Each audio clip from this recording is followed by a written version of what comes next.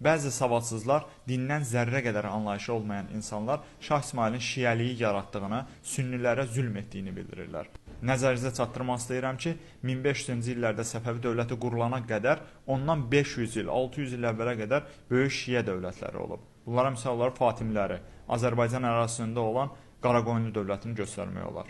Şah İsmail sünnilərlə heç vaxt ədavətdə olmayıb. Buna misal olaraq o Bakını 1501-ci ildə tutanda Şirvanşahların daxili hakimiyyətinə dəymədi. Osmanlı dövlətində Şiə təriqətinə mənsub olan Şahqulu üsyanında Sultan Bəyazıdə xəyanət etdiyi üçün onları edam etdirməsi və s. buna böyük bir sübut ola bilər. Ölkənin ayrı-ayrı yerlərində sünni Ağqoyunlu əmirlərinin hakimiyyətə qarşı çıxması və Şah İsmailin bu üsyanları yatırtması sünni-şiə ədavətinin qızışmasına təkan verməməlidir, mənim əziz dostlarım. Çoxlarının bəyənmədiyi Şah İsmail Azərbaycanı 14 yaşında birləşdirib dövlət qurmuşdu.